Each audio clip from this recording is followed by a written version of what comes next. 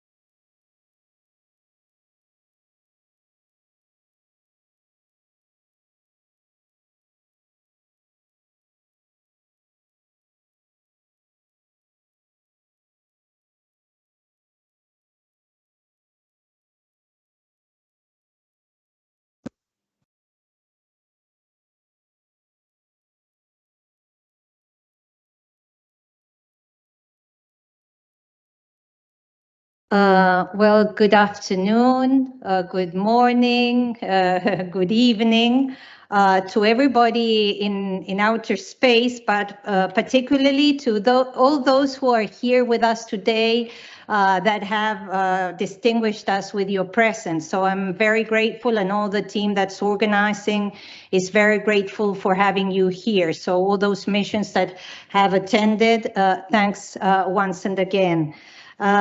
Distinguished guests, ladies and gentlemen, I would like to welcome you to the third edition of the Vienna Discussion Forum. This is an annual event organized by UNODC, UNIDO, and the permanent missions of Sweden, Finland, and Norway to discuss gender equality and women's empowerment in the context of the Sustainable Development Goals. I would like to greet particularly the two permanent representatives from Norway and Sweden, and also the delegate of Finland that has come here to this gathering. This year's theme is cyber equality and digital inclusion, recognizes the fundamental impact digital transformation has on the way we live, work, and interact with each other. I'm Belén Zapac, the ambassador of Chile to Austria and permanent representative of Chile to the United Nations in Vienna. And I'm very honored, as I said, to be your moderator for this year's edition of the Vienna Discussion Forum on such a compelling topic, and timely, by the way. Now, without further ado, we are going to welcome the opening statement from Ms. Garda Wally, the Director General, Executive Director of UNOV and UNODC.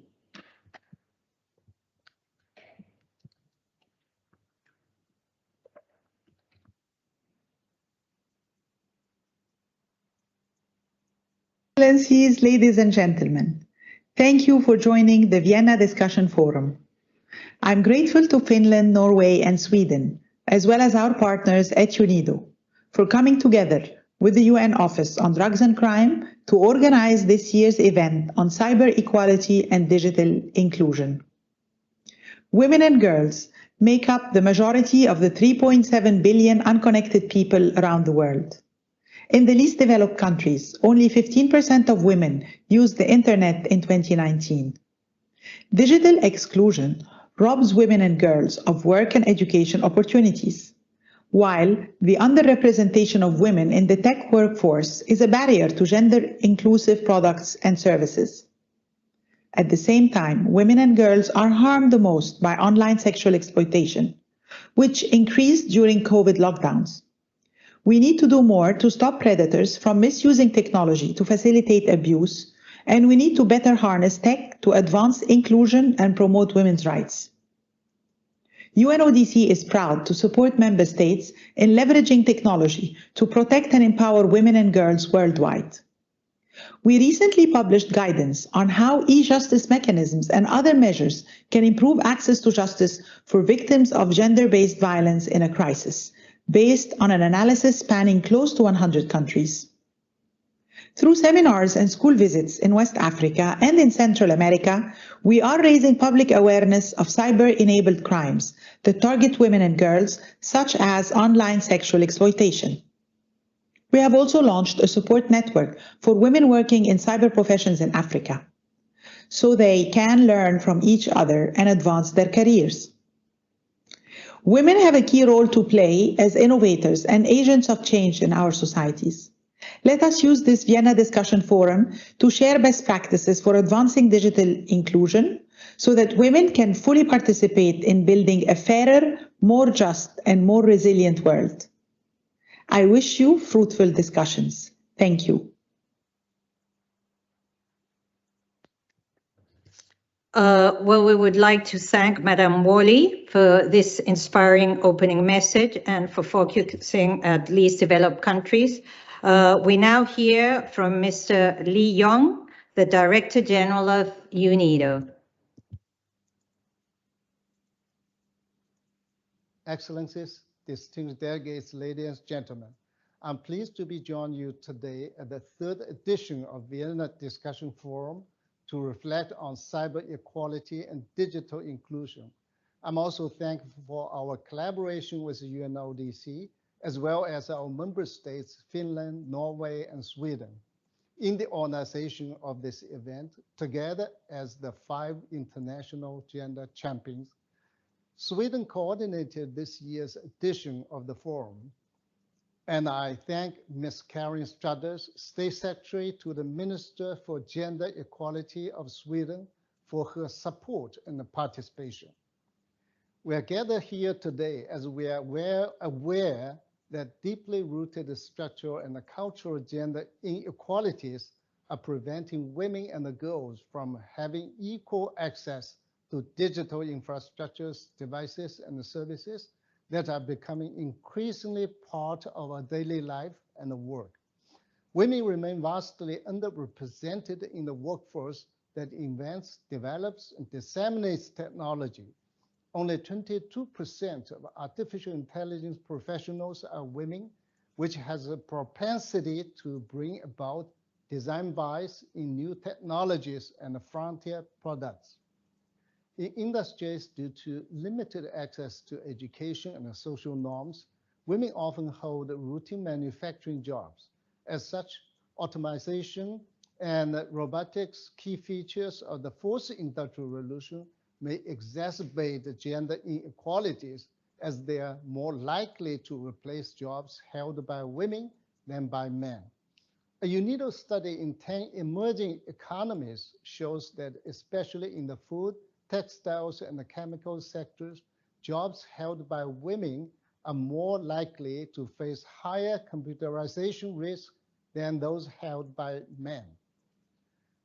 We must therefore continue to find the new measures to ensure a gender-responsive fourth industrial revolution.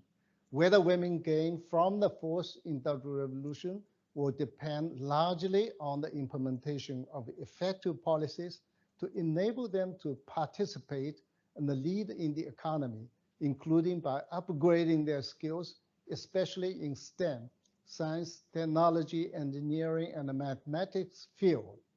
It will also depend on whether the digital infrastructures we create are safe spaces free of abuse, harassment, and violence for women and girls. We need to promote a cultural change and the transformation of social norms as enabler for women as leaders and agents of change in digitalization and beyond.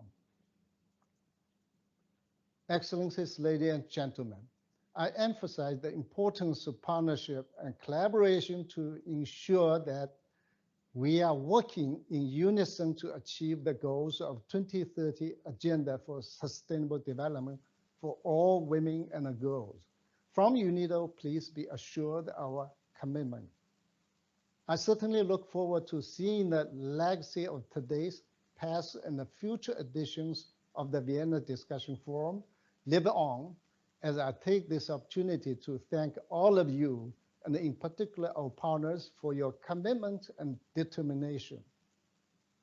And it has been my absolute honor to be part of this journey with you as I address you for the last time as Director General of UNIDO at my last appearance at this year's edition of the Vienna Discussion Forum.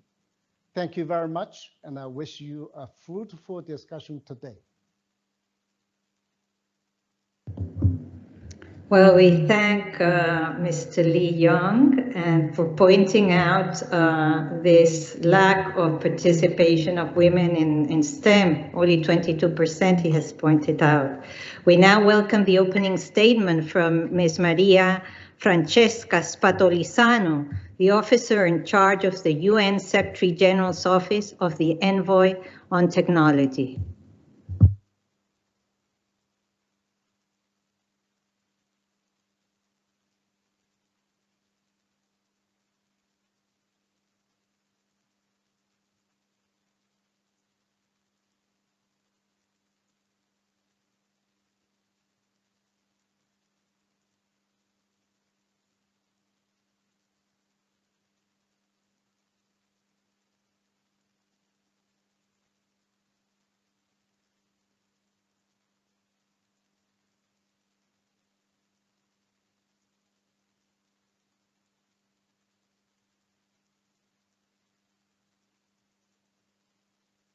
Especially today, Vienna and my things from New York. I'm very grateful.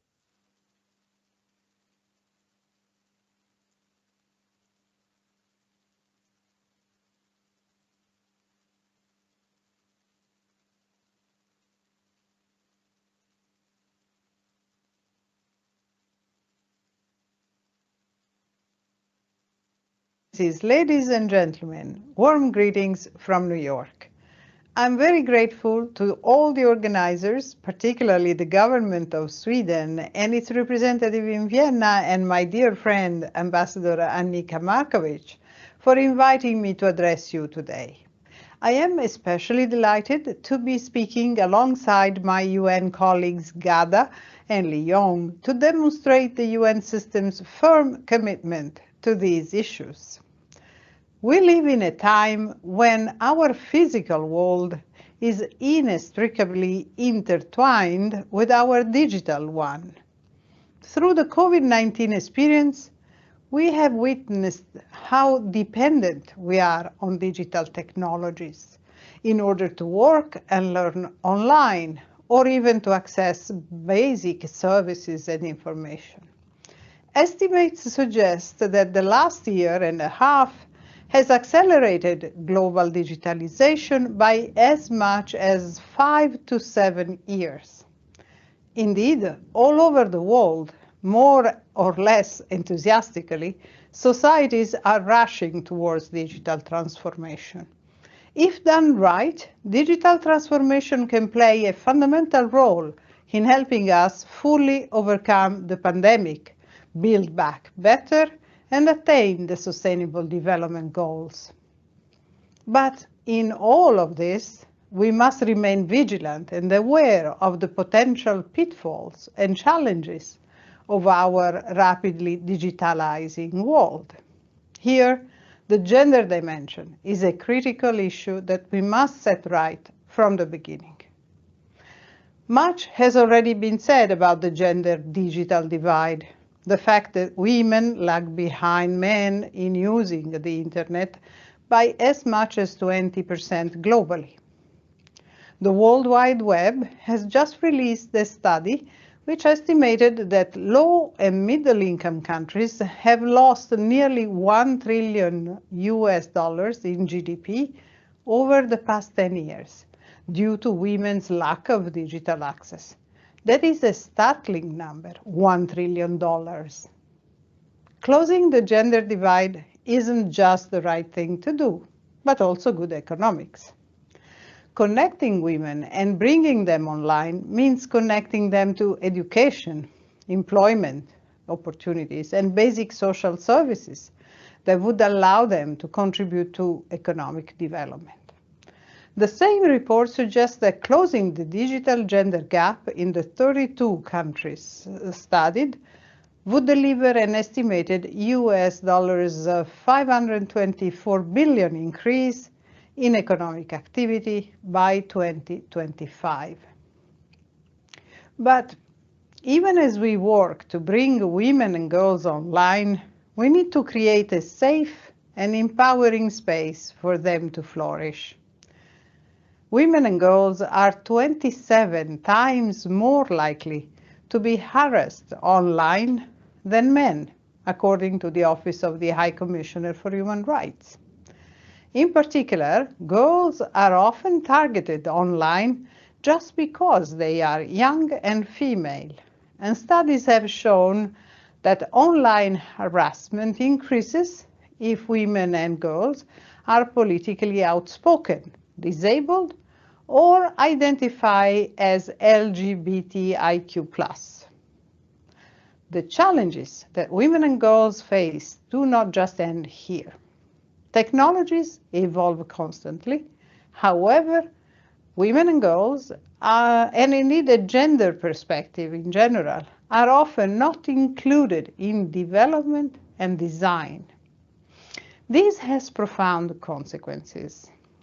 For instance, UNESCO has reported that the gender divide in digital skills and access leads to gender biases in artificial intelligence training data sets, algorithms, and models, which has the potential of further spreading and reinforcing harmful gender stereotypes. This can then affect women's health and lives, and the Medical University of Vienna has pointed out, for instance, how an AI model trained on biased health datasets can misdiagnose women's medical condition. What can we do to correct this trajectory? If we are to truly harness the transformative potential of digital technology while managing the risks and challenges, we must act now to protect and empower women and girls. The determination of the UN system to act is captured in the Secretary General's Roadmap for Digital Cooperation, which lays out a vision to connect, respect, and protect everyone. Our objective is to build and maintain a more open, free, and secure digital future for all. And to do so, we must urgently prioritize the gender digital divide and the situation of women and girls. The Office of the Tech Envoy has indeed done so much in our work to implement the roadmap in close cooperation with other UN agencies, with multi-stakeholder partners like civil society groups, research institutions, and major technology companies, in areas such as digital inclusion, trust and security, and digital human rights. We will take the same approach in our work to develop principles leading to a global digital compact as proposed by the Secretary General in his common agenda. Let me add, before concluding, that the Tech Envoy's office is majority female, something that I am personally proud of. We will never allow anyone to neglect the gender dimension in the digital space. I look forward to the discussions on this critical issue and pledge my office's full support to address and close the gender gap in the digital world. I thank you. To be speaking alongside my UN colleagues Gada here. Technology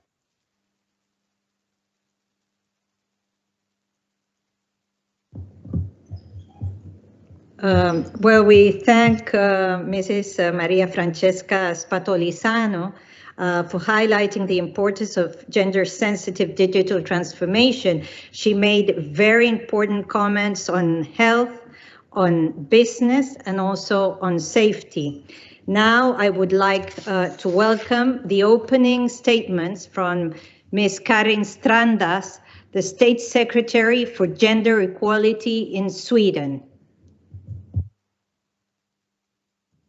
Distinguished delegates, colleagues and friends, thank you for the opportunity to speak at this important forum on a topic which needs to be addressed much more often: cyber equality and digital inclusion.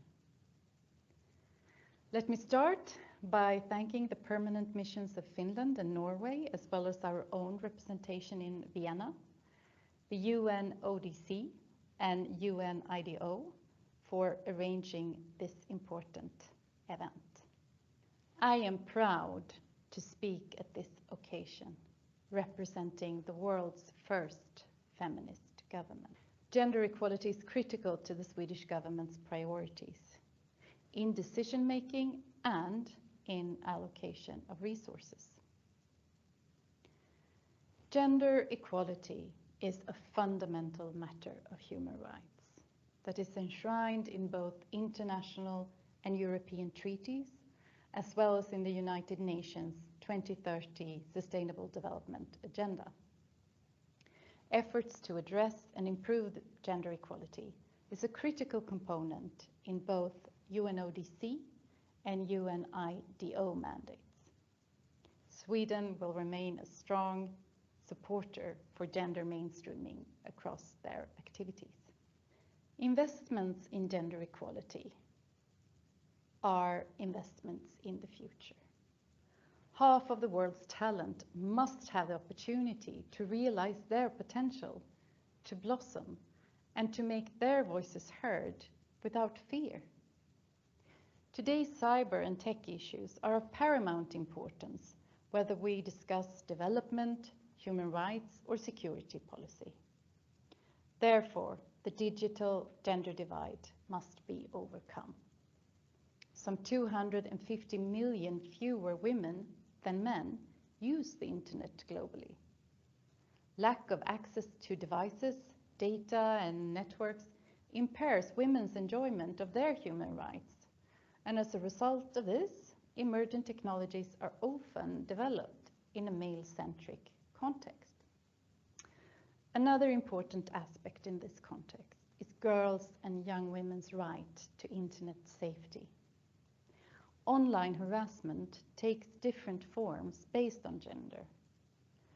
Photos of girls and women with sexual undertones are often being exposed and spread without consent, as well as disparaging remarks about their sexual habits. For women, it also often involves threats of sexual violence online, making women hesitate to participate in public debates. Women are also much more likely to be threatened or harassed by a partner or a former partner. As shown in a report by EGE, men often experience harassment in which they are presented as criminals, whereas boys are often subjected to threats of violence.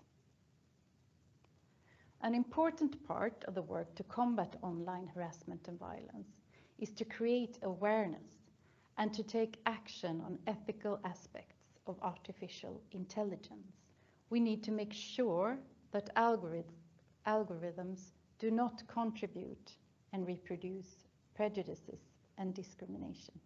We must increase the meaningful participation of women in international cybersecurity negotiations and processes, as highlighted in a recent UNIDIR report. Finally, I would like to emphasize, being a feminist government, we want to be clear that gender equality is not a women's or girls' issue. To achieve gender equality, we need the commitment of all men and boys. They need to be engaged, take action, and participate in the struggle and process of change. Let me again thank you for your participation in this important event, and I wish you interesting and productive discussions.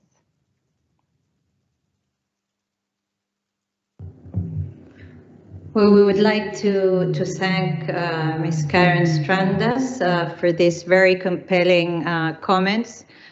She has made very important points, the incorporation of men into all these initiatives, and we're glad to see so many men in the room. I hope that they're also in cyberspace following. And obviously, we would like to thank Ambassador Markovits for being able to have her delivering this message. Thank you to all the introductory remarks. And now I'm going to make some remarks from the further south, from Chile. Artificial intelligence and the digital transformation are fundamentally changing the way we live, as the panelists and the opening panelists have said. So the pandemic has also shown that we need to scale up and build back better. New technologies can bring many benefits and opportunity. However, they continue to be enjoyed by only a select few. Numbers have been focused by some of the recent speakers, with access to services limited by both geographical and social structures. Ms. Wally has pointed out the situation of least developed countries. The vast underrepresentation of women in the workforce that invents, develops, and disseminates technological services means that technological developments risk mirroring social inequalities and biases. My country, Chile, is dedicated to advancing gender equality and women's empowerment. So are many Latin American, Caribbean countries. I'm proud to share that we have recently launched the Gender Policy for Science, Technology, Knowledge, and Innovation. This national policy, led by the Science Ministry, outlines more than 30 steps that Chile must take to achieve gender equality in the above fields, as well as ensuring the full participation of women in new technology. Chile is also dedicated to increasing female participation at the regional level, as I mentioned, with recently joining the Regional Alliance for Digitalization of Women in Latin America and the Caribbean. With this initiative, with the support of the governments of Mexico, Uruguay, Costa Rica, we aim to promote collective regional and multi-sectorial actions to close the gender gap in access, skill development, and ICT use. We, all women, have a key role to play as leaders, innovators, and agents of change, and together with our male partners, we need to scale up. It is therefore imperative that both men and women, this regardless of their ethnic, racial, national, or religious background, can equitably participate in the digital world. Most recently, the G20 leaders addressed women's empowerment and committed to work on key factors such as equal access to education and opportunities, including in STEM sectors. Also, severe equalities are relevant for women and girls with disabilities, and new technologies in this regard are welcome. A recent example provided by our partner Zero Project Initiative is Beeline Reader. The Vienna Discussion Forum offers us an opportunity to draw on the experience and expertise from member states, UN organizations, academia, and civil society to contribute to an equal society that is at the heart of the Sustainable Development Goals. Thank you for receiving this message from the further south. And now we're going to just get into business. And we would like to welcome our first speaker. He's fortunately here with me, sitting next to my right. Marco Camilla, close friend, the chief of the Innovation and Digitalization Division at UNIDO. The division works on frontier technologies, innovation ecosystems, and digital transformation. The fourth industrial revolution, with the increased use of artificial intelligence, which was recently mentioned by the opening words by Sweden, digitalization and automatization is changing the way we live, work, and interact with each other. While advanced technologies will likely have many positive effects on our economies and international development, without a major policy shift, automation will disproportionately benefit men in comparison to women.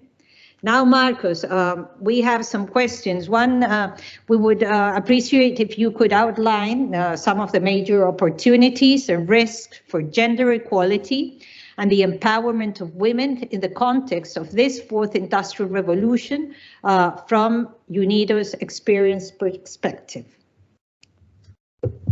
Thank you, Ambassador Belén Zapá Muñoz for Chile, and also my appreciation to the permanent mission of Norway and Sweden for collaborating and organizing this interesting meeting, and for all permanent missions in the room.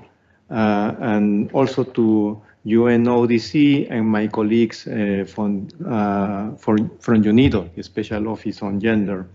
I want to say that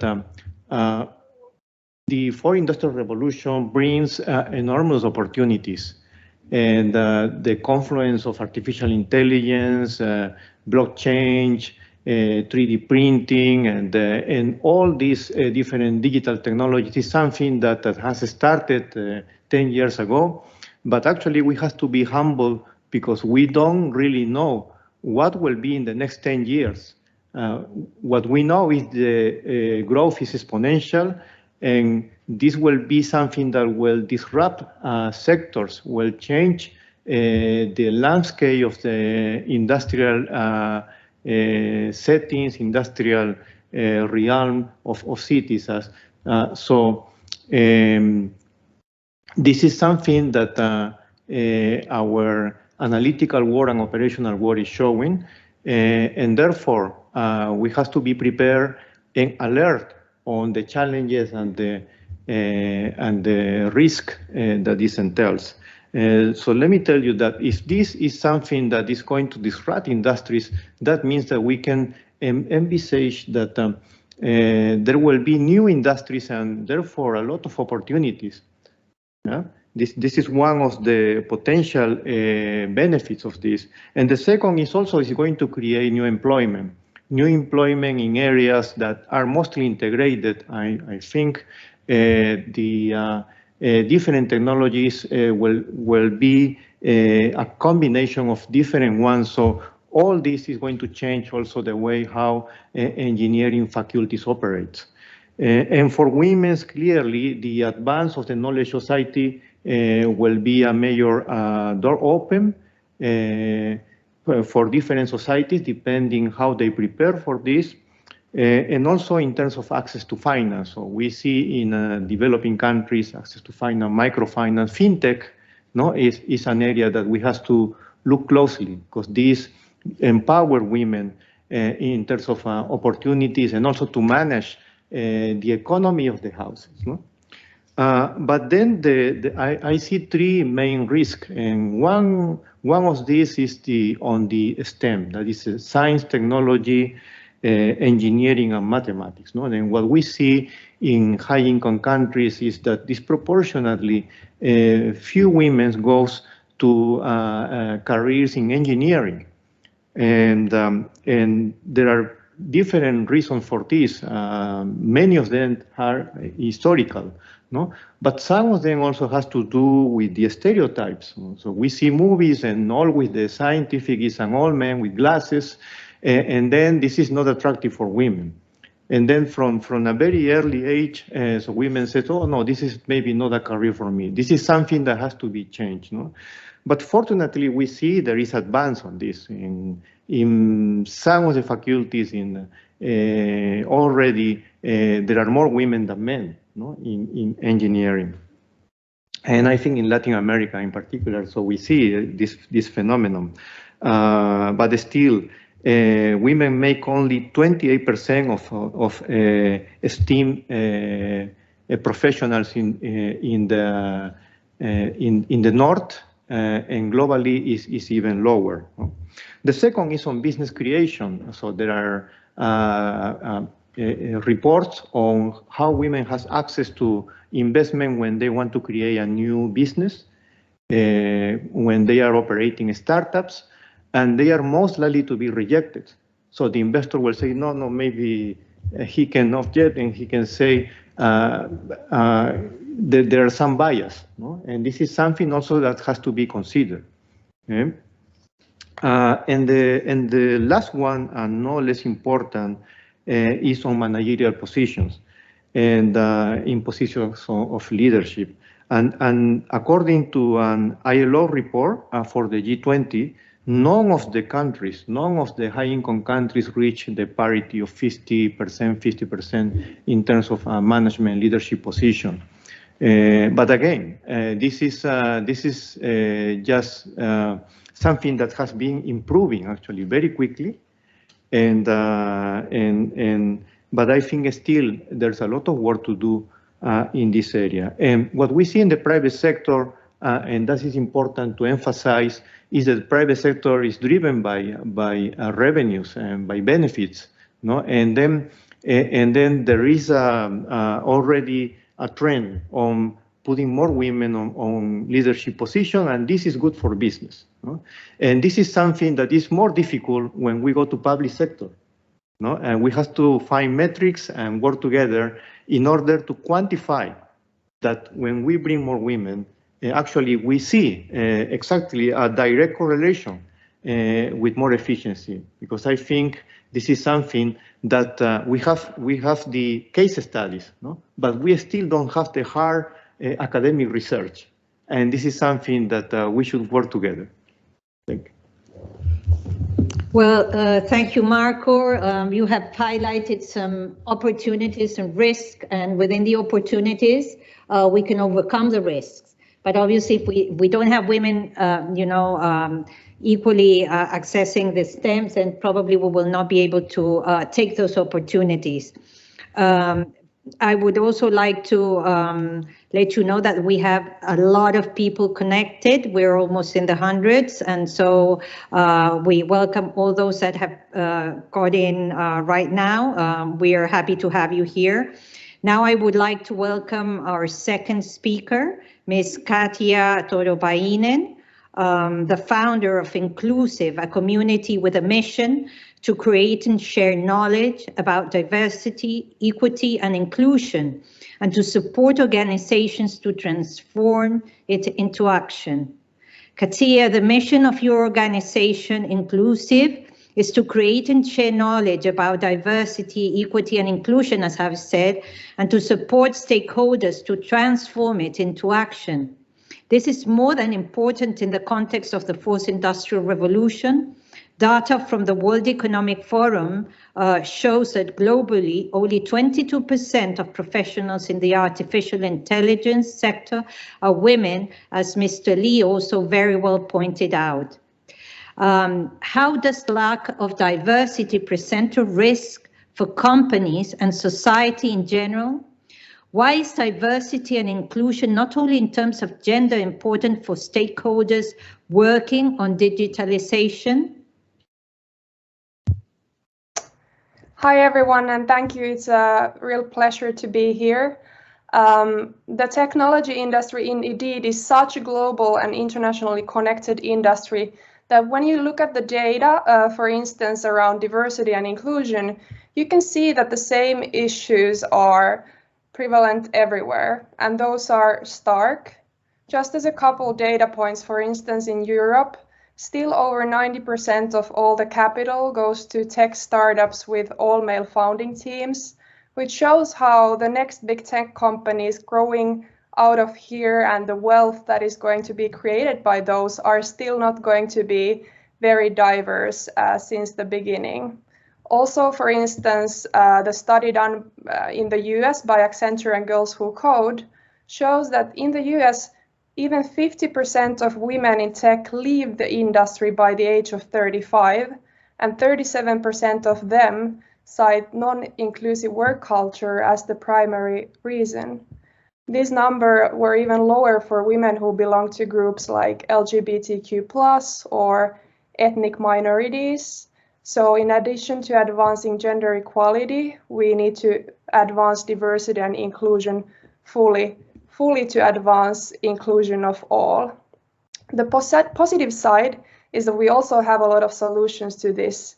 And it's proven that when we are ready to take more diversity and inclusion best practices into action, we can change things for the better. What this change requires is commitment and resources from all, but especially from technology leaders. So when leaders are truly committed to this and resourcing it, that's when the real change starts happening. And research and data shows how advancing diversity and inclusion is good for businesses, but also good for society. And through our work, we see that more and more companies globally, also here in Finland, are seeing diversity, equity, and inclusion, DEI, as a strategic priority and taking concrete action to create more inclusive organizations. And this is because companies are starting to realize the business value and potential of advancing this, but also because structural inequalities like racism and gender inequality are talked much more about in today's world. Taking action to solve the inequality in the tech industry is a big step towards a more equal society as a whole, because tech is not anymore just an industry. It's embedded everywhere in our day-to-day lives, and it affects all of us in so many ways.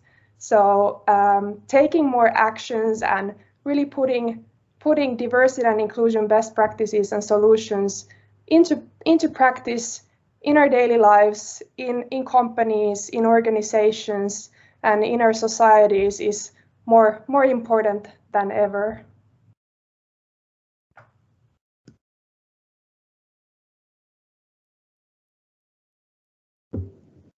Well, thank you, Katja, for highlighting the key importance of diversity and inclusion for companies working on digitalization. She has given us some appalling numbers. In some places, 90% of tech startups are only men-driven. So now our third speaker, Mr. Johan Yoon. It's nice to see you, there in outer space, is the Director of Corporate Partnerships at Plan International Norway. In this role, he works to create strong partnerships to explore innovative solutions and increase Plan's impact to advance children's rights. Johan is passionate about using technology and innovative solutions as a tool to achieve the Sustainable Development Goals. Furthermore, he is driven by the objective of increasing the impact from every dollar invested in Plan's mission for a more just world. Johan, gender inequalities prevent women and girls from having equal access to digital infrastructures, devices, and services, which may hinder their ability to make use of technological developments and harness the full benefit of digitalization. We would like to ask you to deliver on how does Plan work to close the digital skills gap and ensure that girls and young women take part in an accelerated digital future. Thank you so much, and thank you for having Plan in this important panel. So in Plan International, we believe that we must harness the power of technology and use innovative solutions to extend our reach and our impact. While doing so, we must focus on the rights of girls, who too often are the most vulnerable to being left behind as the world around us changes. And as an NGO working to advance the rights, protection, equality, and opportunities for all children and youth, and in particular girls and young women, we see it as our responsibility to ensure that instead of being barriers, technology and the internet become enablers for girls and women. And first, I'd like to touch upon some general reflections based on our experience on how Plan works to close this digital skills gap. As we see it, the most important criteria for successful initiatives is to, 1, work in partnerships, 2, to be gender transformative, and thirdly, to have a holistic approach. And I'd like to focus mainly on the latter one today. What we mean by a holistic approach is that we work to, number 1, improve access and use of digital tools, internet and technology, as we call digital access. Number 2, ensure equal right and access to digital skills training, so digital literacy and skills. Thirdly, create opportunities for girls and young women to partake in the development and creation of technology itself, so digital development and innovation. And fourthly, promote online safety and resilience that has also been spoken about earlier today. So speaking more of what Plan have done more specifically, so in terms of digital access and digital literacy, we often see that schools are the first place where children are introduced to technology, as well as learning the literacy and numeracy skills to make the most out of digital tools. Therefore, we work in Plan to ensure that girls and women have equal access to learning relevant technical skills and digital literacy in school. Through training programs, we want them to be able to take advantage of technology and digital tools. We also need to ensure that youth are given the relevant skills to thrive in the 21st century workforce. In a post-COVID world, work, like other aspects of life, will require sophisticated digital skills.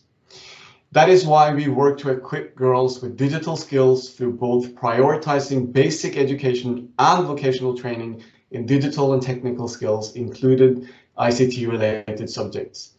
As a result, girls in the futures will be able to thrive in economies even where routine work has been automated and digital skills are crucial. To achieve this, we work with government bodies, we work with schools, training centers, and innovation hubs to develop curriculums. And in regards to online safety, we see that the landscape of digital skills represent a range of absolutely critical skills, both cognitive and social-emotional, needed to thrive in the digital age. For instance, teaching youth to use internet to obtain information for a school science project or to use social media to market their small-scale business without providing any type of training on online safety and rights can potentially put youth at high risk for online violence and cyber threats. So, in addition to traditional digital literacy training, we work to ensure that educational institutions develop and deliver digital curricula on how to be safe online, as well as equip teachers with the necessary skills to disseminate this knowledge further. Teachers and students must be given the skills to recognize, avoid, prevent, and report harassment and violence online. And to this point, I'd like to also touch upon a few examples of corporate partnerships. We work in Plan with several corporate partners, but today I'd like to focus your attention to our partnership with Telenor. So through our global partnership with Telenor Group, we have trained well over 200,000 children and young people and their teachers at their own schools. These trainings have increased the knowledge about digital safety and protection, critical thinking, and the use of reporting mechanisms. Furthermore, these trainings have been made publicly available through online learning platforms as courses and resources for both students and teachers. We've used this content actively in collaboration with education authorities and achieved curriculum integration in public standardized curriculums. Worth noticing is also that while schools and formal bodies of education in many cases are the preferred arenas for training, it is important to acknowledge that digital skills learning can also be obtained through other channels such as online, offline information working campaigns, community dialogues, arts and culture, and traditional and non-traditional media. This becomes very evident when we look at technology as a powerful tool for girls and youth to be active citizens and exercise the freedom of speech. In other words, by driving social change on issues that affect themselves, including equality, social injustice, and sexual and reproductive health rights. The use of social media platforms allows girls to reach a wide audience, change norms, and organize actions towards common causes. And I'd like to end with two examples where we worked together with Telenor on this. In a joint project in Thailand, we worked with young people and trained and equipped them with tools to become digital agents of change. They followed a mentorship program where they developed their own digital solution and content to safely and efficiently conduct information work. Yet another example is in Scandinavia, where we developed a training and mentorship project with secondary school female students. Together with Telenor, we provide them with insight, training, and guidance on the way to a possible future within the technology industry. Thank you.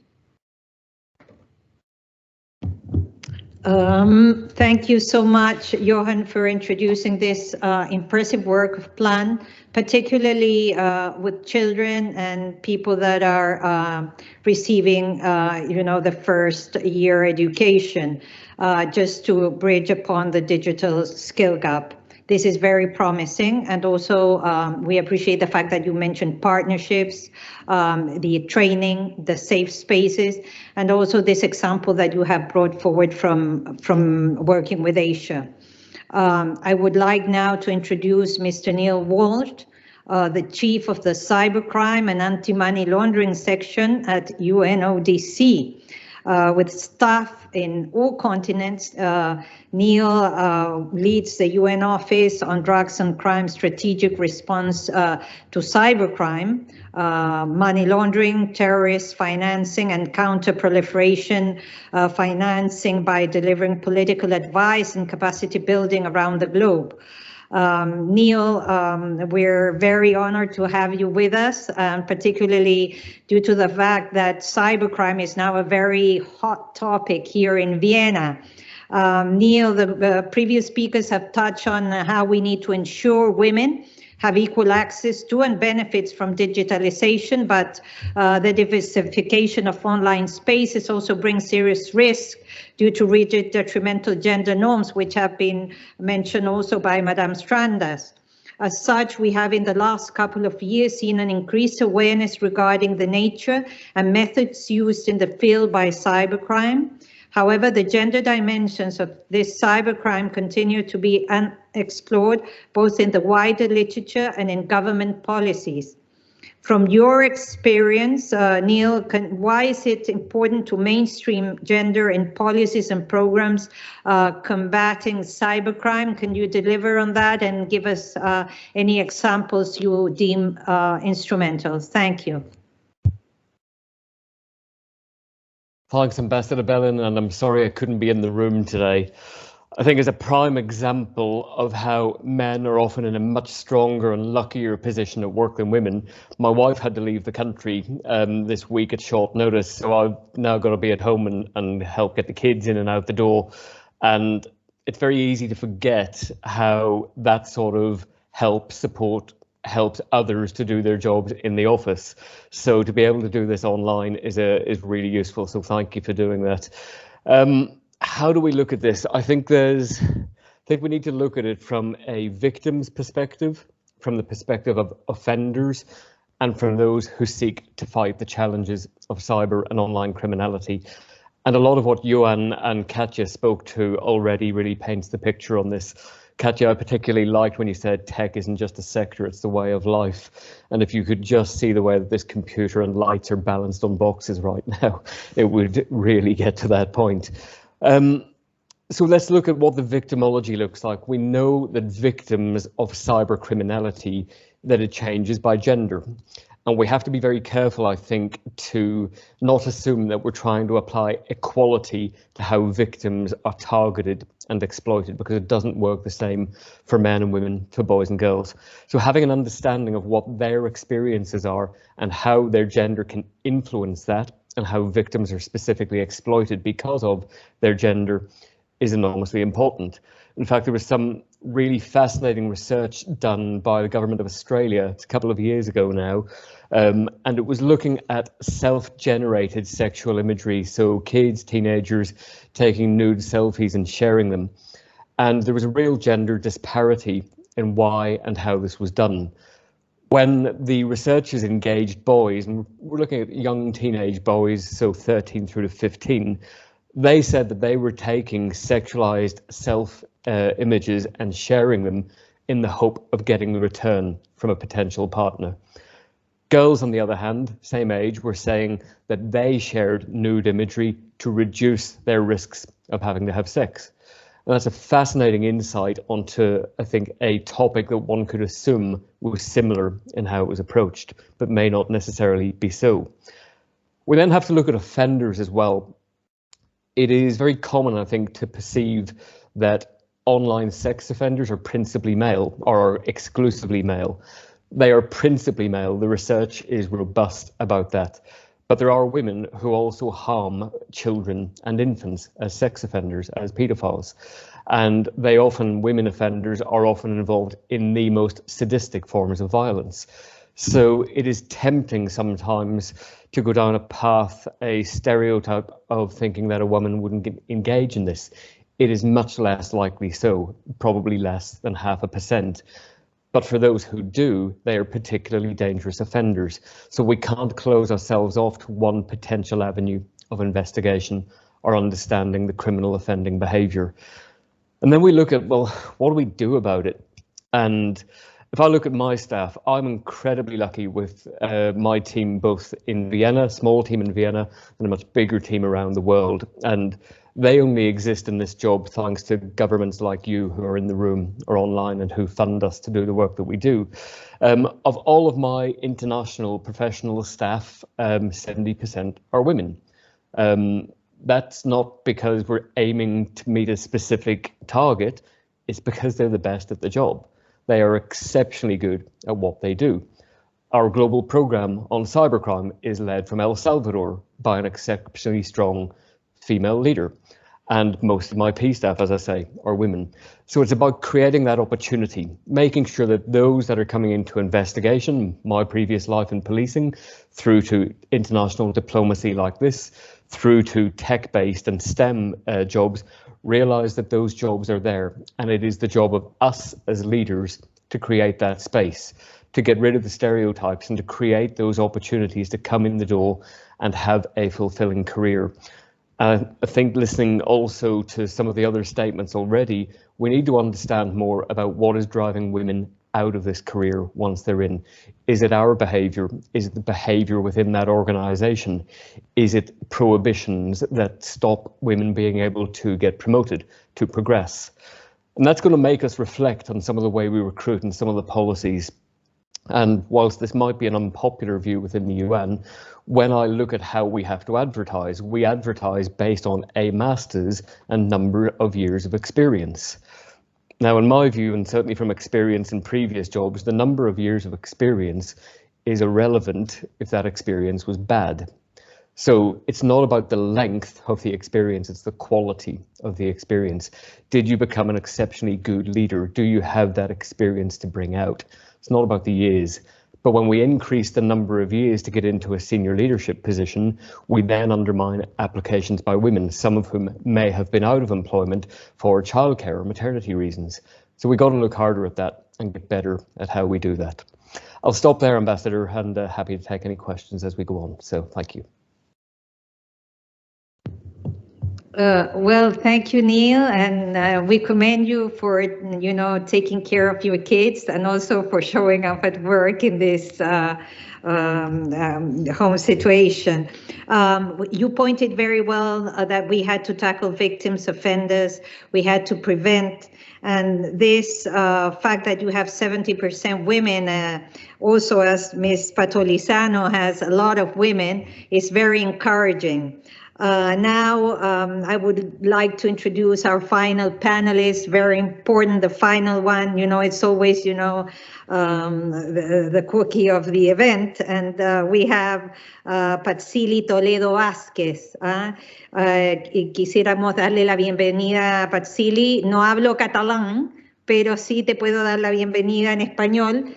Patsili is a professor of gender criminal justice system at the Pompeu Fabra University in Barcelona, Spain, and an international consultant on gender-based violence against women. She was the leading consultant to the UNODC Global Review of Emerging Evidence on the Impact of COVID-19 on Criminal Justice System Response to Gender-Based Violence Against Women.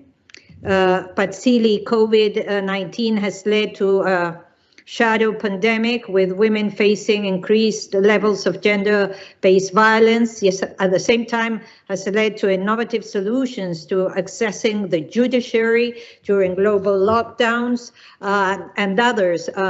What role has technology played during the pandemic to mediate gender-based violence and to provide access to the criminal justice system? Can you deliver on that? Thank you, Patsy. So, thank you very much. Muchas gracias por la presentación y la bienvenida. And thank you for inviting me in the first place. It's a pleasure to join this discussion. And Well, my intervention is based basically in this review that you were mentioning just now.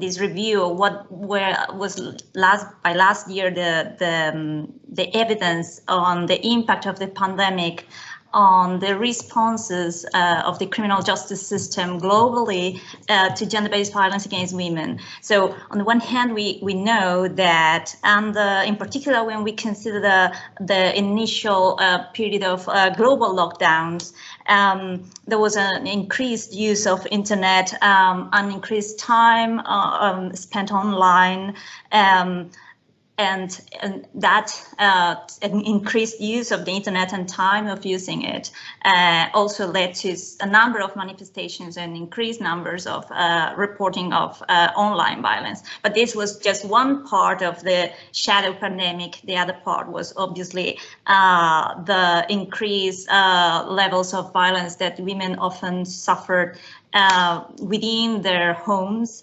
and in particular when they were confined in their homes with the perpetrators, in the cases, for example, of domestic or intimate partner violence that it's so prevalent globally.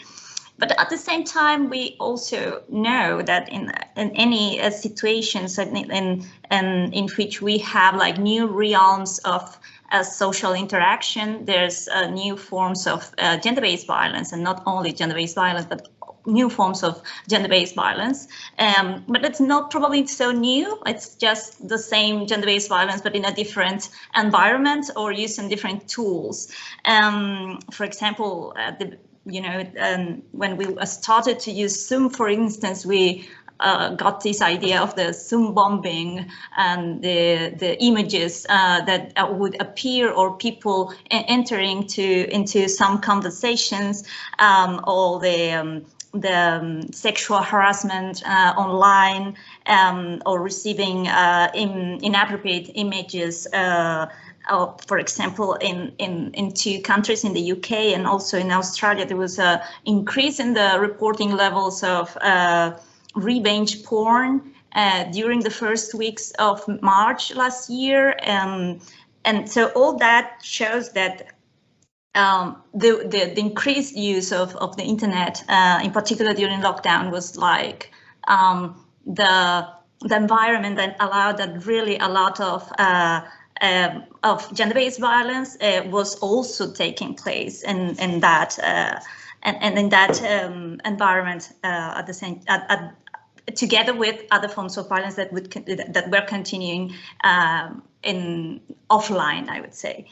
So, but also we have to consider another element that is related to the impact of the lockdown on women, and in particular the economic impact in a number of in many women who would lose their jobs, women working in the service sector, that is sector that usually employs a lot of women, and they would that would increase the economic vulnerability also of women during that time.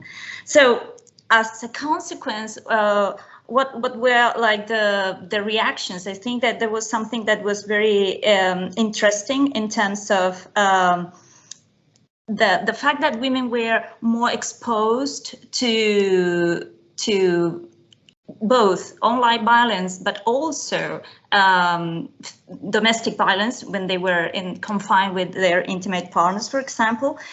That led to increased levels of reporting, again, using technology. And in a number of countries, there were reports that the use of helplines during that time was really skyrocketing, and the numbers of reports or calls to helplines or emergency services or specialized services on gender-based violence were like a really, really high levels. And that is how technology also was opening a new space in terms of how to ensure women's access to resources and to services. to address gender-based violence, and also to have access to justice through these mechanisms. And it was interesting, for instance, how a number of countries introduced reporting through channels such as messaging or WhatsApp, for example, or others. Because they were aware that many women who were living with their aggressors, they would not be able to make a phone call, because they would be like in the same apartment or in the same home. They were sharing the space and all the time with the perpetrator. So how to find other ways to send messages or ask for help, for example, using messages. This obviously was not only at the beginning of what would be like a report, and it's not just when you start reporting a case of violence, but also later in different agencies at the different stages of the criminal investigations and then trials. There were a number of technology related options that suddenly appear because of the pandemic and the lockdown, and that included, for example, the use of e-justice mechanisms and the possibility of having some people who would simply provide, for example, protection orders that you could ask for them remotely, or just simplify the access to protection orders, or having in some cases, for example, to use forensic examinations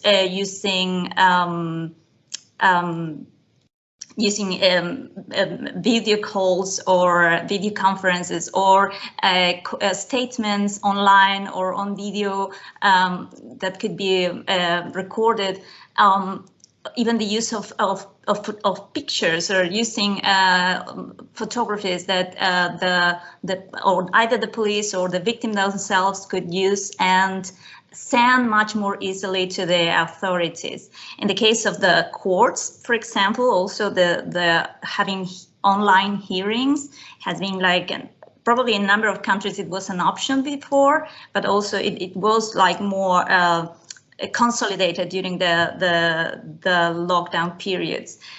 However, the main problem globally, when we think about all these opportunities, we think, oh, well, good news for women in terms that they can access justice much more easily now. But the thing is, as you were saying at the beginning of today's event, is that access to technology and access to even to the tools that we need, or even access to an level of understanding of information about the use of these tools is really not equal. And women in a number of countries really don't have access either to devices or to internet data. So even if you are having the opportunity of having a virtual hearing that maybe is even safer for certain victims of gender-based violence, if they cannot access, if they don't have access to devices, data, good internet connections, so that's going to be really unuseful for a number of women. And the point is that it's leaving behind those who were already left behind in general terms, in terms of access to justice. That is marginalized groups of women, indigenous women, women in situations of poverty.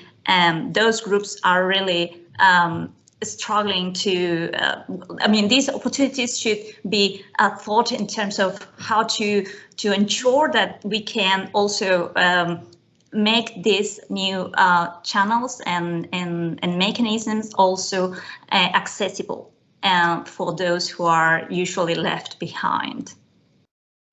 Well, thank you, Patsili. Well, we would like just to Thank you for this, for tackling also minorities. We had another question, but I think that you have subsumed it here related to the access of women and the issues that also minorities face. Now I would like to ask you just to be brief. I'm going to go back to Katia. You have addressed the significant risk of the so-called design bias in your previous answer. As inclusive, you have extensive experience in assisting stakeholders in devising diversity and inclusion strategies. In order to ensure an inclusive fourth industrial revolution, what is your advice for public and private sector entities operating in the field? What are some of the best practices and lessons learned from them to utilize the full benefits of diversity and inclusion? And I also would like to thank people that are staying online, because this is going to be a very instrumental answer. So Katia, you have the floor. Thank you. In its simplicity, I would just say that let's raise awareness, but let's not leave it there, because real action is needed, and that action also needs to be based on data. So we still need much more awareness building, but also actions taken. And as we work a lot with companies and organizations and workplaces, this is how I'm viewing kind of the solutions and what we all need to do and also can do. First of all, my first point would be that all of us still in this world, no one knows how to, no one is yet perfect with these topics. We have so much work to do, so we have a lot of learning and self-reflection to do. So my first point would be that all of us, we need to learn more about these topics and start a journey ourselves towards more inclusive working environments. So the change doesn't happen overnight, and to really make change, we need to have long-term commitments and more resources. But I would also like to say that I think all of us, we can be change makers by learning ourselves, becoming better colleagues, better leaders, and also pushing for more change in our own workplaces, in our own communities, and beyond that.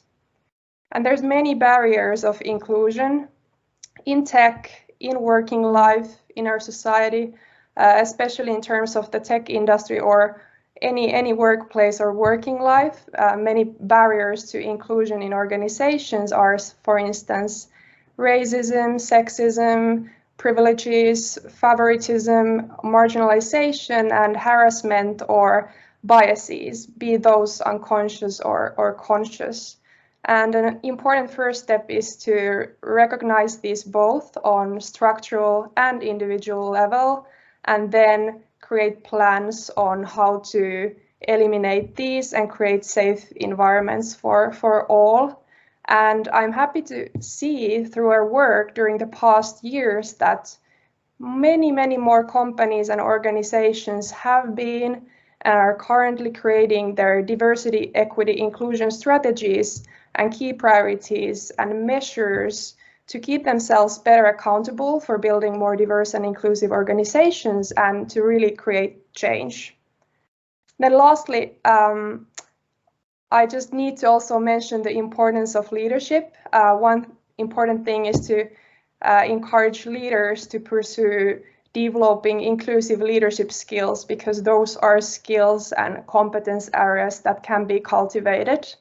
A leader in this decade should, for example, have self-awareness of own limitations, including biases, prejudices, privileges, and be able to talk about things such as gender, ethnicity, race, and other aspects of diversity, equity, and inclusion. And leading an organization comes with a massive potential power to drive change. And while everyone in the organization needs to be actively involved in change, the main responsibility falls to the leadership teams.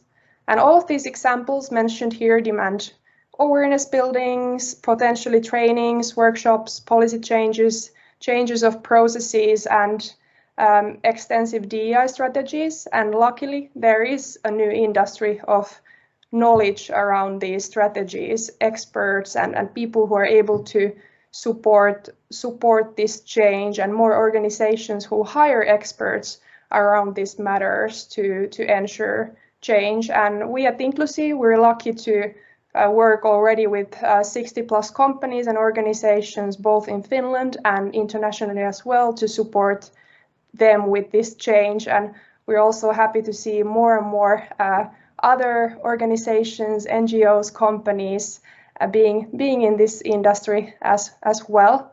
I would also like to mention that there's a lot of knowledge online, and we also on our website have an open for all data bank with links to good resources, because I think one of the most important things is that we also share knowledge of those very concrete best practices, data and research, so that we can share knowledge on what kind of actions to take, what kind of solutions there already is, and so forth.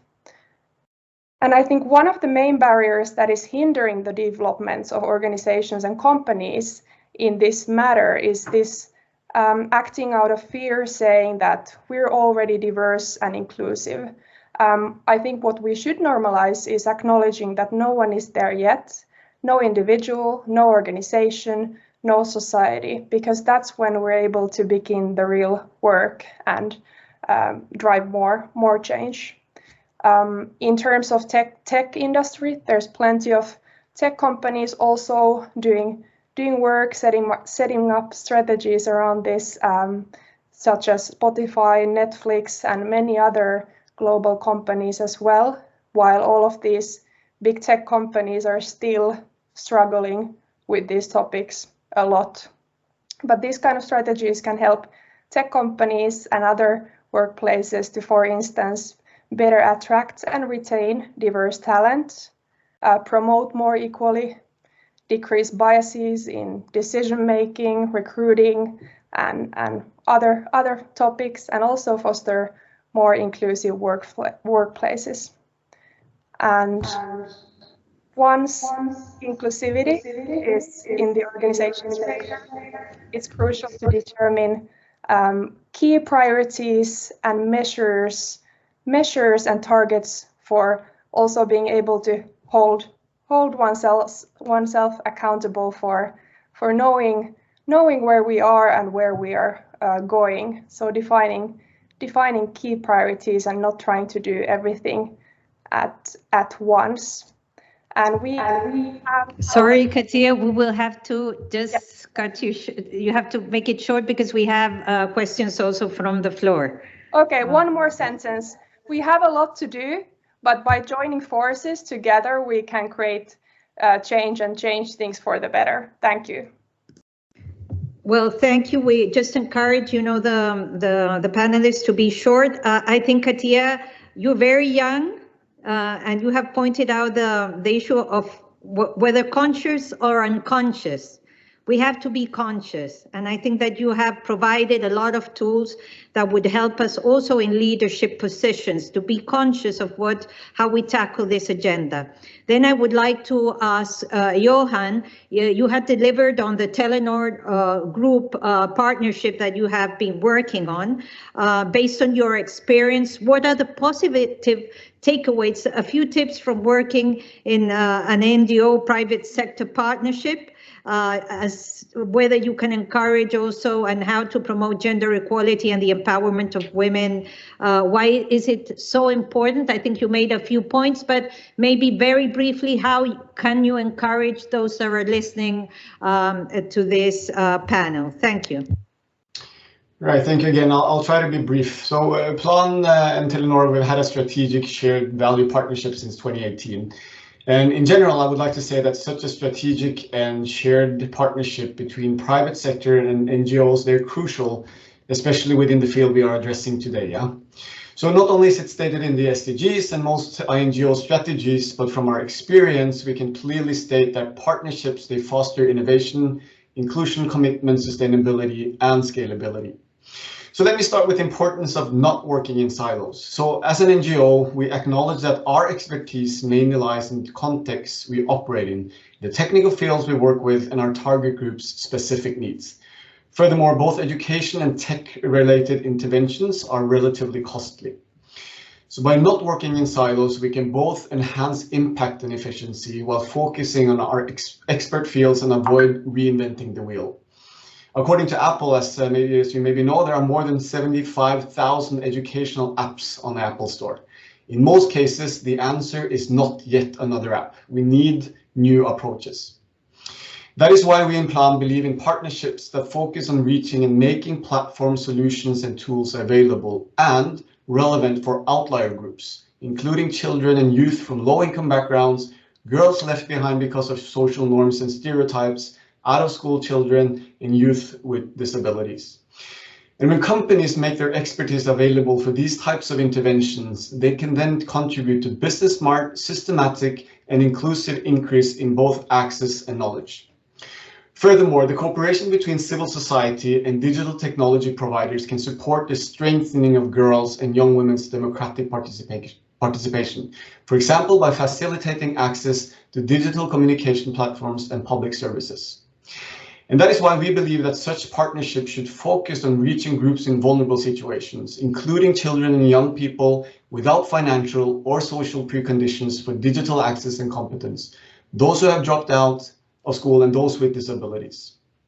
Which takes me to the positive takeaways from our partnership. So the Telenor partnership really encompasses all of these aspects, right?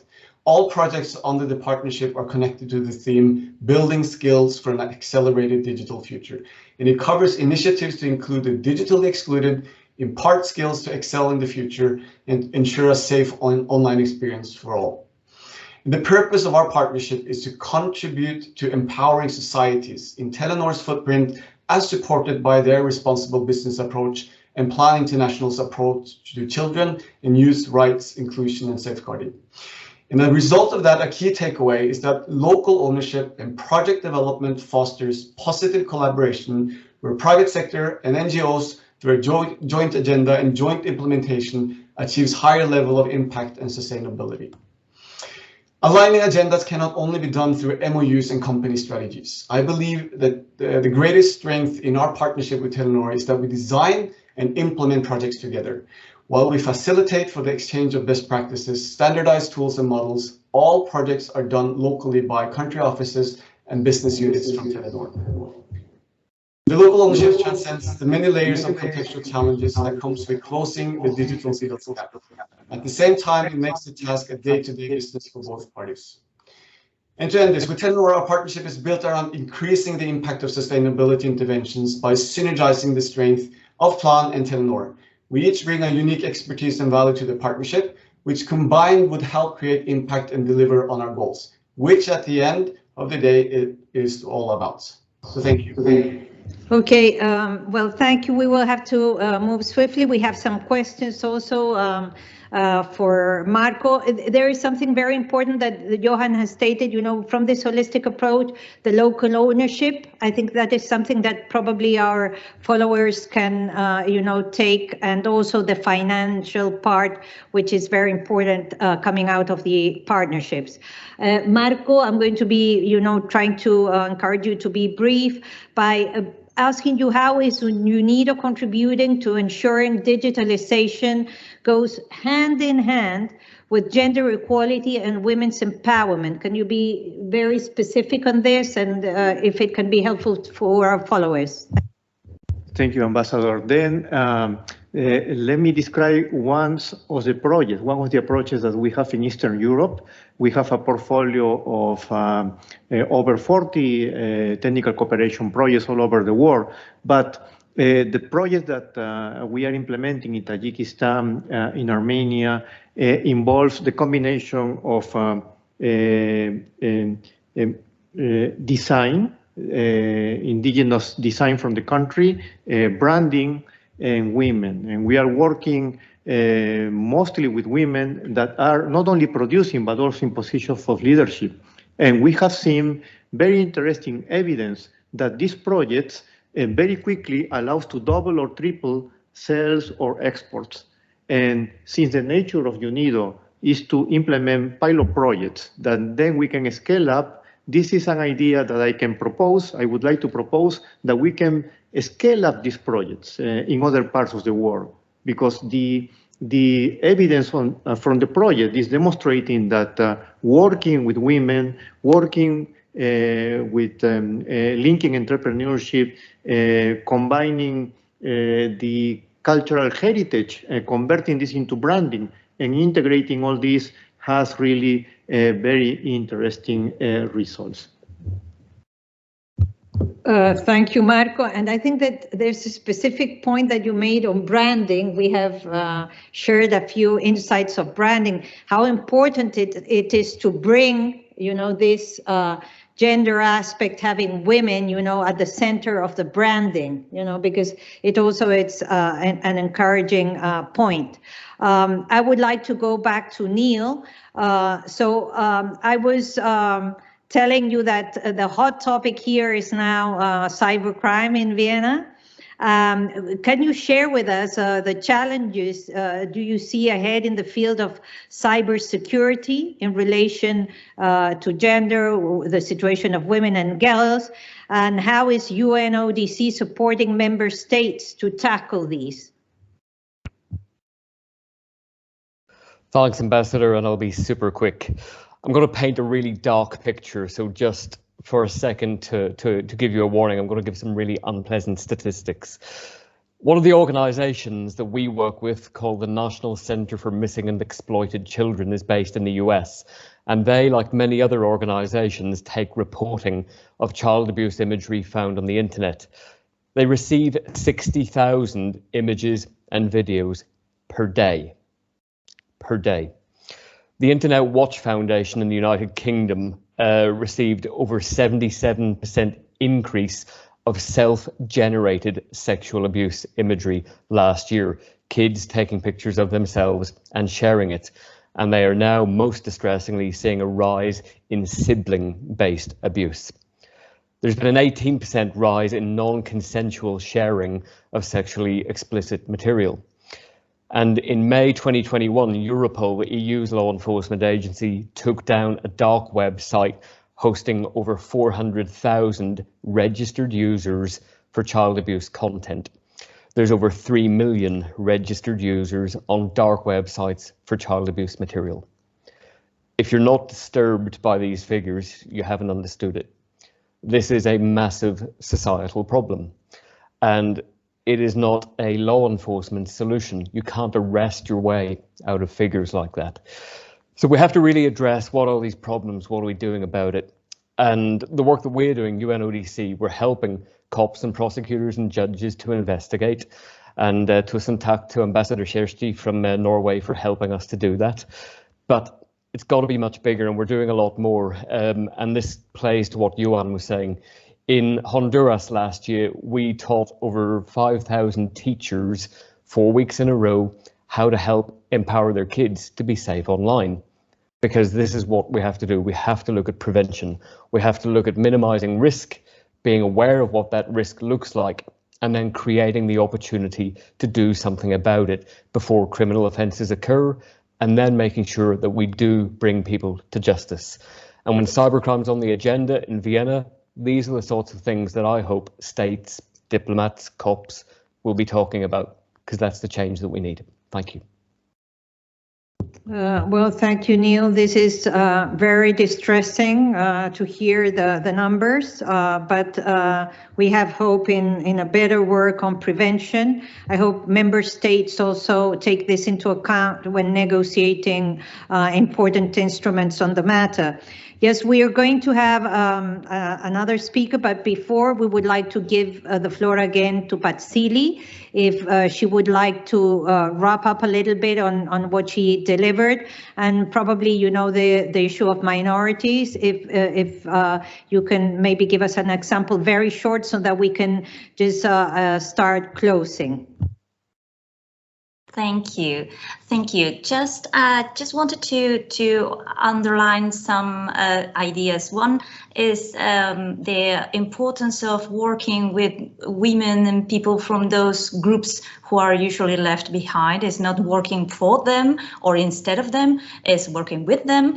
And that is also an opportunity when we were thinking, for example, the role of NGOs, who are grassroots organizations and who are working with these groups. They can really, maybe fill in the blank in this space that they are not having probably access to technology or devices of internet, and these organizations could like reach out to them and even facilitate their access to technology and their access to justice, their access to health, because now it's not just about, it's access to all human rights through these platforms. And the other things that I wanted to highlight in relation to online violence is that it's very important that we focus on the perpetrators and to change the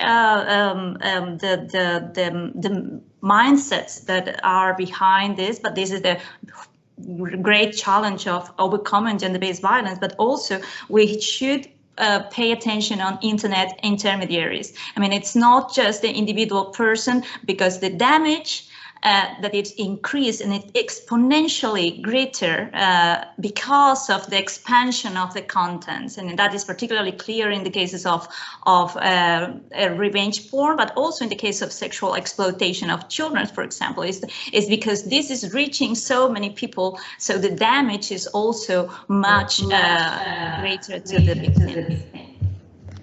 Okay, thank you, Patsili. Now, well, if the questions have been gathered, and we're going to work on them, but now we have a very important statement from Ms. Sarah Nilsson.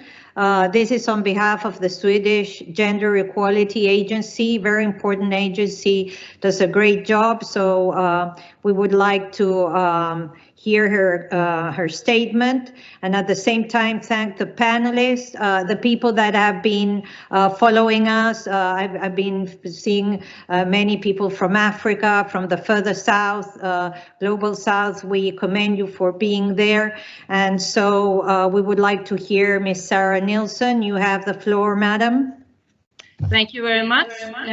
From the Swedish Gender Equality Agency. Thank you for having us. Our expertise is about gender equality and gender mainstream. So what could we possibly contribute to when it comes to reduce the risk of using AI in the public administration? Well, we have to ask the question and understand how the administration can use AI in a safe way so that gender equality and discrimination are inhibited. So we work with others. The reason we are working with others because they are experts, and we have two governmental agencies that are really important for this work. It's the Swedish Tax Agency and the Swedish Social Insurance Agencies.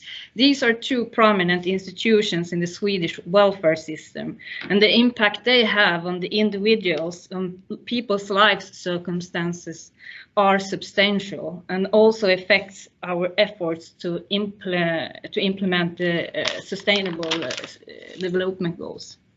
So we have really have the insights and made some knowledge about what risks our public agencies have when it comes to gender inequality and AI.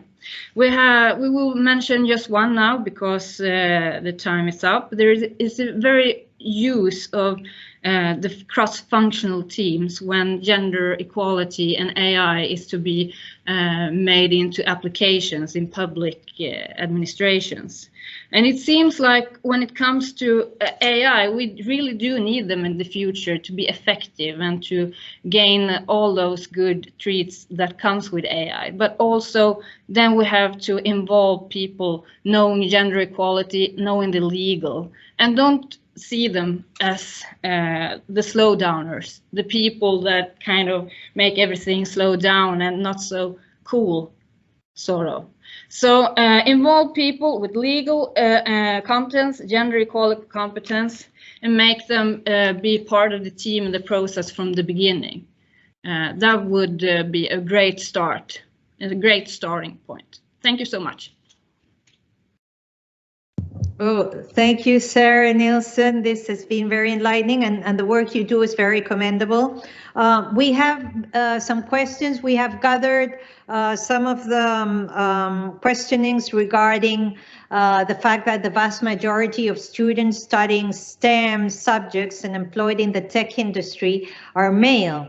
So we would like to ask the panelists, whoever wants to answer briefly, what role do you believe men play in promoting gender equality and women's empowerment in the tech industry? We have heard about leadership, consciousness, branding, different. So if you can give us, a few words, each panelist, how would you encourage men promoting gender equality and empowerment of women in the tech industry? Well, I could just briefly begin by saying that because it's mostly men in positions of power in the tech industry, so they have an incredible position to drive change, and we need men for this work. And how men can become change makers is through learning about allyship, by becoming good allies for women and for minorities in tech. Thank you. I don't know if Neil would like to deliver, particularly on the issue of, the crimes that you have commented on, and how, men can be active in prevention, in stopping this scourge. Thanks, Ambassador. Yeah, we can. And we need to be honest with ourselves. As men, we need to recognize that the majority of the risk arises from people like us. And once we are more aware of that, then we can do something about it. We have to challenge behavior. We have to challenge any of those, some of the stereotypes that come in, the joking that can lead to sexual violence being normalized, and not be afraid to do that. There's one other thing that we can do, and something that I've been doing for the past couple of years now since I've become consciously aware of the problem, which is not to speak on all male panels. It's dead easy, turn it down. And I was invited to speak on something last year, and I'd said yes, and then I had a look at the website, which was basically a picture of a load of old white guys looking like me. So it was very easy to write back and say, sorry, this is not for me. And the lady running that wrote back to me privately and said, I'm so happy that you did that. We've been trying to change this, but until someone rejected it, it wasn't being looked at, and now it is. So let's not do manels. They're really bad. Thank you. I don't know if Johan, Patsili want to add up? I would just say that obviously men's and boys' involvement in the fight against violence, gender-based violence against women is crucial. And in particular, I was just thinking about now, revenge porn usually circulates in the first place among male peers. And those are the first ones who can stop it, because we have to adapt like the bystander approach to an online bystanders approach. I mean, there are so many bystanders who should act instead of just being witnessing online violence. Johan? Yeah, I would like to echo some of what Neil said as well. And I mean, I'm living in, my job and my position is within this gender equality space. I think for me, it's about, asking the tough questions sometimes on these issues, facing them, and I mean, treating it as colleagues, right? I mean, we're working together for the same goal, at least in the industry I work within. So asking the tough questions, be straight up on your attitude towards it. I think that would be my take on it. Okay, I think that, I don't know, Marco, if you want to add something short? Yes, I just think that it's important to be aware of the conscious and unconscious bias. I was reading the other day that in the cryptocurrency industry, in the cryptocurrency sector, only 2 of each of 10 investors are women. But some interesting data from this is that women are getting more funds to manage. So this is something that we have to look at closely. and then be always aware of these perceptions and try to modify it. Okay, thank you. I think that we have received so many inputs. As our constituencies, member states, we have also NGOs connected, people from the ground. I think we have very good examples. I would just like to let you know that the organizers have gladly agreed to produce an outcome document. So it will be available from January onwards, most likely. So this is going to be there for you and also for colleagues that could not be able to attend or follow through the web. I would also like to, just make a short example that came to my mind when we were discussing on these inequalities. There's a big example right now on the COP26. We have this girl, Greta Thunberg, who's now, just coming of age. And she delivered a very strong message a few years ago. And she was banned through the web. Everybody was criticizing. A few days ago, the UN provided a very interesting spot with a dino.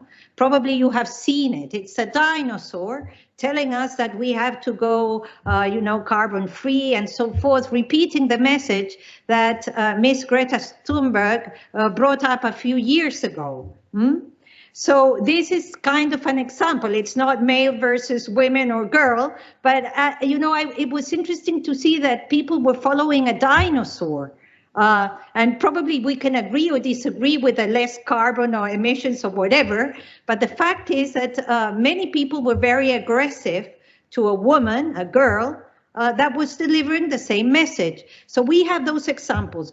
I decided to act upon it and took the risk and said so. I said, well, when a dino explains, everybody's clapping. When a girl says it, it's criticized. And fortunately, people were very kind to me, because I think they took the message. So we have to take the leadership that Katia was talking about, what you have been saying. We have to be brave and put, these elements forward and work on behalf of this. And at the same time, work with women and incorporate them, as Marcos has said. There's a saying by Eleanor Roosevelt, I always use this example. She always said that women and girls were like a tea bag. You never know how strong they are till you put them in hot water. So the tea bag. So why don't we take advantage that 50% of the population can make a very good tea, So let's work on this. I would like to express my sincerest gratitude to the panelists, which have been outstanding, for taking the time to share their expertise with us, as well as the permanent missions of Sweden, Norway, Finland, and UNIDO and UNODC for conveying the 3rd edition of the Vienna Discussion Forum in this very problematic times, and also with a quarter of optimism. Marco has been very optimistic. You have given us very good examples.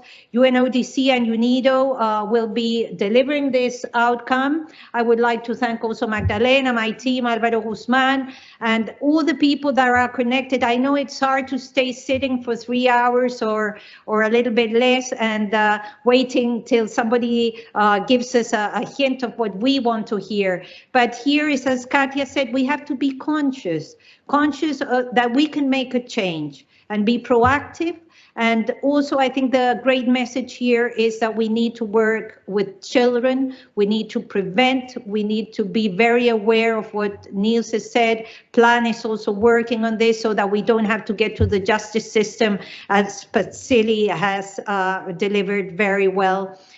We also encourage you to take a look at the work by Patsili and her team. And we're very open to receiving any comments. And thank you to everybody. I'm very honored to be here, and for the people present and the men that had come. Some have left already, but we're very grateful for having a balanced panel also, which is something that Neil pointed out. So without further ado, thank you to everybody, for the teams that have prepared this. And everybody, we encourage you to work on this and never be afraid of pointing out that things can be better. Thank you.